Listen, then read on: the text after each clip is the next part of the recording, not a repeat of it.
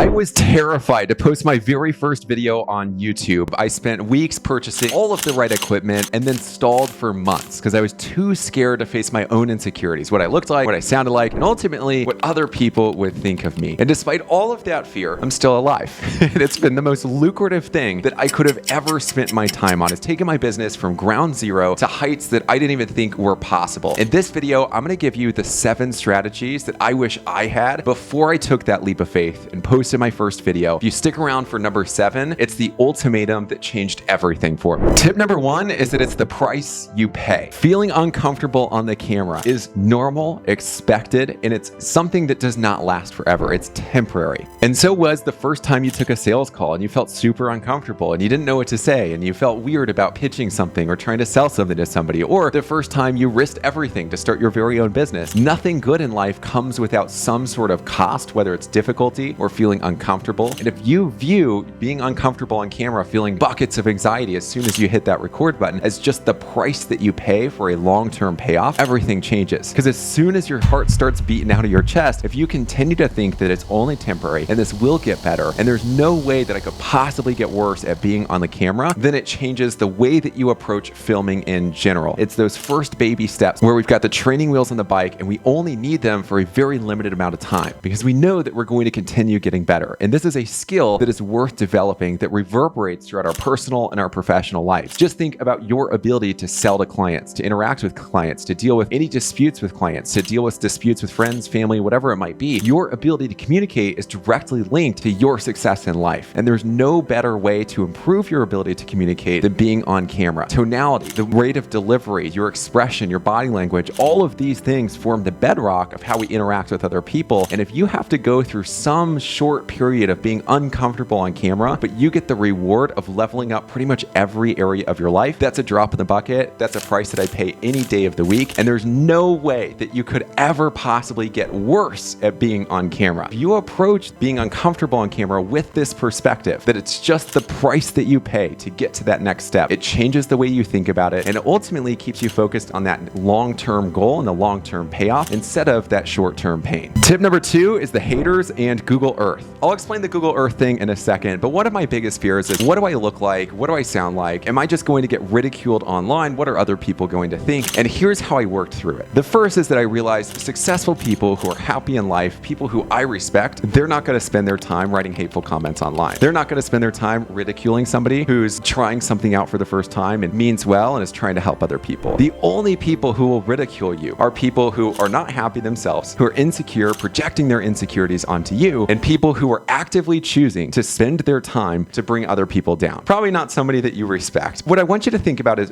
do you want to let those people control you? Because that's the position I found myself in, is should I really let those people control whether or not I develop this skill that's going to get me to the next level in life and in business? And ultimately, it wasn't worth it. But here's the trick that just demolishes any fears about what other people think, what you sound like, what you look like. If you pull up Google Earth and you zoom out all the way and you stare at planet Earth and the billions of people who live here, it will give you an unshakable perspective on all of these things. All of a sudden, they all seem pretty insignificant. And if you think about this, not just in this moment in time, but of planet Earth over the next 20, 30, 40 years, does your insecurity about what you look like, what you sound like, what other people think, does that actually matter? Billions of people who live here, an entire world of people, and all of these fears that we have are so small in the grand scheme of things. This is a trick that I used to use all of the time. I find myself using it less and less and less because that picture is just embedded in the back of my mind. And I'm certain that if you use that strategy, whenever you're worried, whether it's on camera or in public or whatever it is in your personal life, if you're starting to worry about what other people think, if you use that trick, it'll fundamentally reframe everything and it'll help you focus on what actually matters in life. Tip number 3 is that it all starts with a script. The game is one of the practice field, and the same thing is true when you're in front of the camera. If you have no idea what you want to say, it's gonna be really, really hard to put out some valuable content in one of the first times that you're recording a video, or especially if you're uncomfortable on the camera. Here are the 3 steps that I found to really help me, that I've been refining over the last 150 videos that I made this year. The first step is looking at all of the other videos on YouTube that are very similar to the one that you want to make. And we're able to see exactly what we like in those videos, the talking points, the ones that we disagree with, the information that we think should have been included or excluded. And we're able to see how other people presented it. We're not darting or making something from scratch. We're able to test the idea before we implement it, which means all of a sudden we're able to take info that's already out there, that's already proven to work, work. We're able to mold it into our very own shape and filter it through our target audience. An example of this would be, there are plenty other videos online about how to be comfortable and confident in front of the camera. Very few of them come from the perspective of being a business owner and being comfortable and confident on camera so you can attract leads and clients for your business, which is what we're doing here. The second step is following a structure, right? It's not about just going up in front of the camera and talking about whatever you want to talk about for 10 minutes. Some people do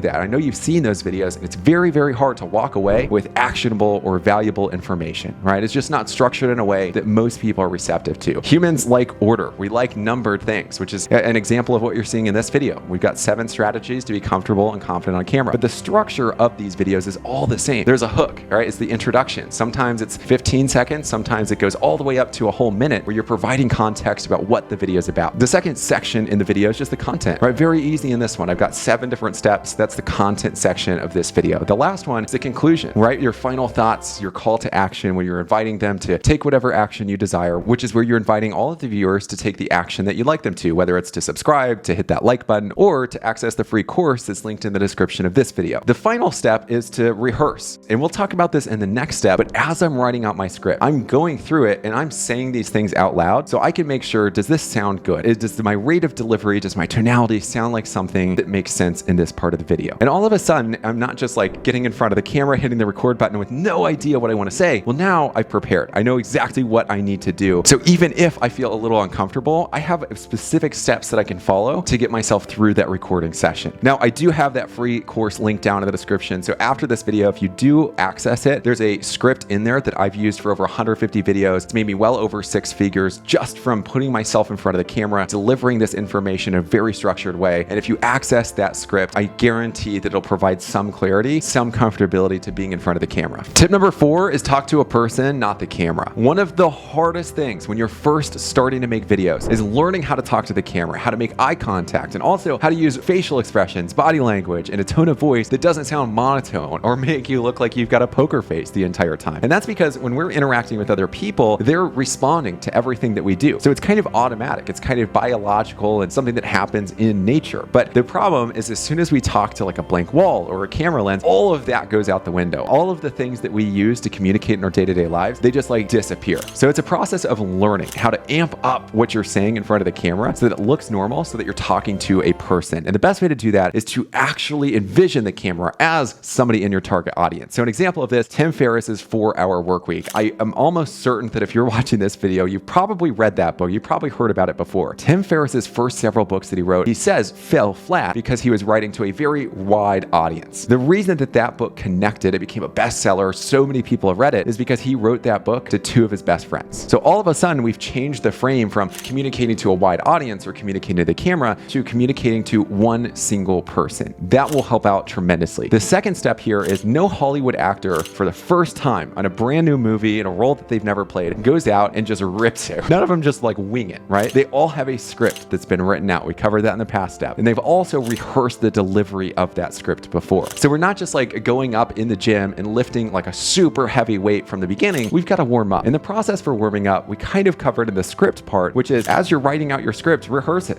See what it sounds like out loud. See what the tonality sounds like. Does it sound like something that you'd watch yourself? But the second thing is, before you go to even turn on the camera, I would go through and I would read the script just as if you're delivering it in front of the camera. And I would think about delivering that information to your dream client, right? The person in your audience who comments on all the videos, or one of your favorite clients who you wish they had this information before they started working with you, or maybe it's your past self, which is probably the easiest one, right? The mistakes that you've made before, which is exactly what this video, exactly what we're doing here. Tactic number 2 is you can actually talk in front of the mirror, which can be really useful, right? The camera's not a person. You don't get to see what you look like in front of the camera. So the best way to get feedback in real time is by using the mirror. Look at your facial expressions. Make sure you don't look like you have a poker face the entire time. Make sure your body language looks normal, open, happy, enthusiastic. Tip number 3 is you can always record a selfie video, or you can set up your recording and just record for the purpose of practicing. If you do that every single day for a week or 2 weeks, you will notice an insane improvement, and it really just comes from repetition. Practice makes perfect, and like we said, the game's won on the practice field, not the playing field. The same thing is true when you're in front of the camera.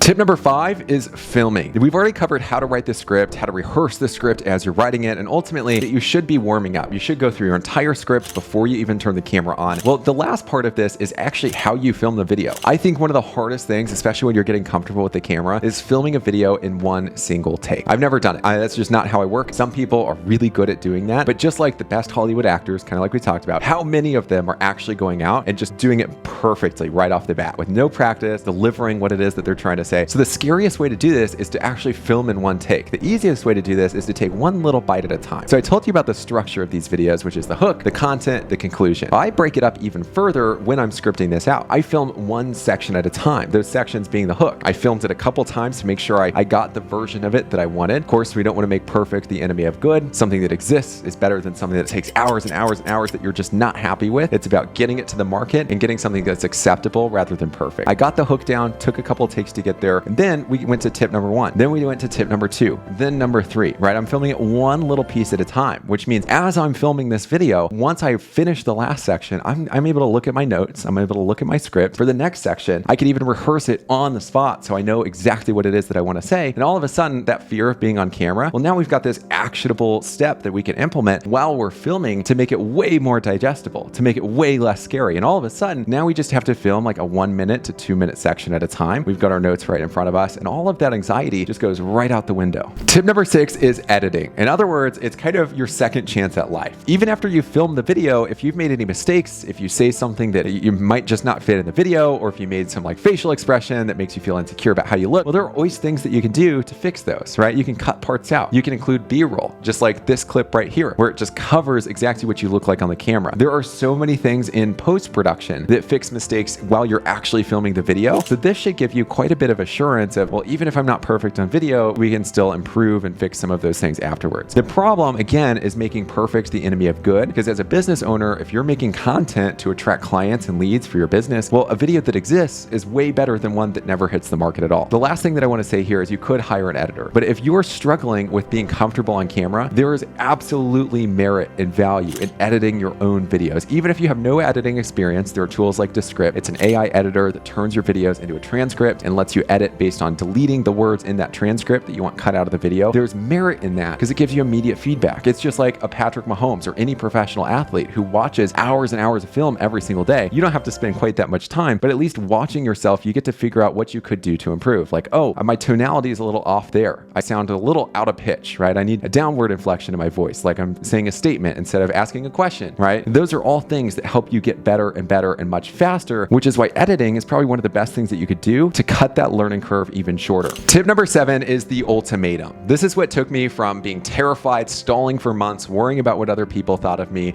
to taking action and just burying that fear once and for all. And all it is just a series of getting reps under your belt. Just like going to the gym for the first time, like nobody knows how to do, exercises proficiently. Most people worry about what they look like when they're doing those exercises because they haven't done them before. But as you do them more and more and more, you get better and better each time. That's the same thing that happens with being on camera. But here's the question that basically eviscerated all of that fear and made it really easy to get past it was, what is that fear worth to you? What is it worth to you? Because we know being on camera is one of the most effective ways as a business owner that you can reach new potential clients, that you can convert strangers into people who know, like, trust, and want to work with you. It's one of the most effective ways that you can do it. And there are plenty of businesses that are making hundreds of thousands of dollars a year. Mine did 100K in 6 months because I conquered this fear. So looking back, was my fear worth hundreds of thousands of dollars to me? And the answer is no. And in no world is my fear of the camera, is my comfort worth hundreds of thousands of dollars to me. Like starting a new business, developing a brand new skill set that's invaluable, that reverberates around the rest of my life. Like being scared of the camera for the first several videos you make, it's a drop in the bucket. And it goes right back to the price that you pay. It's well worth it in the long run. But if you're not with me on that one, I've got one last trick up my sleeve, which is, we mentioned Tim Ferriss earlier. There's one exercise that he put on my radar that makes a lot of sense, which is fear setting. It's kind of like goal setting, but writing out your fears on paper. If you do this in the context of being on camera, write out those fears. There's at least one section of this video that just absolutely demolishes those fears. And what I find is anytime I actually do fear setting and I write out what I'm scared of, what the worst thing that could happen is, I look at the paper, I always kind of chuckle, like it just seems ridiculous, right? So once you really put it in perspective, you get it out of your mind and onto a piece of paper. It's scary because it's in our mind and we can't quite see it. But once you put it on paper and visualize it, it changes everything. Your fears will probably just shatter right before you and you'll realize, okay, well, it's not that scary. If that's the worst that could happen and there's a pretty good chance that I will bring my business to all new heights. I'll make hundreds of thousands of dollars just by conquering this fear. Well, all of a sudden, right, this is a no-brainer, right? It's just the price that you pay. I know that was a lot of information, and I could give you all the mental frameworks in the world, but the one thing that will take you further than anything in this video is taking action, is actually starting to film those videos. Because if you've never done something before, if you've only done it a few times, it's always going to feel uncomfortable. But once you have 10, 20, 30, 40, 100 reps under your belt, well, now it's like second nature. You've done it so many times, there's no pressure, you're comfortable with it, you've accepted all of the things that you were scared of before, and you know that there's silver lining, there's light at the end of the tunnel, and this is something that will elevate your business to a whole new level. If you enjoyed this video, hit that like button to let me know. Subscribe while you're down there too. And if you're all interested, I've got a totally free course, my equipment checklist, how to build and optimize a YouTube channel for lead generation, the exact script that I've used, over 100 plus videos that I'm still refining as we talk. And this is a course that, yes, you will find 3 different modules on, but we're gonna be adding 1 module every single week. So this is something that hopefully we can grow together over time. And if you're not ready to download the course, I've got this video, which is basically a short explanation of it, the first 3 steps that I would take if I'm starting a YouTube channel from scratch and I want to leverage it to generate leads and clients for my business. So check out that video, and I'll see you in the next one.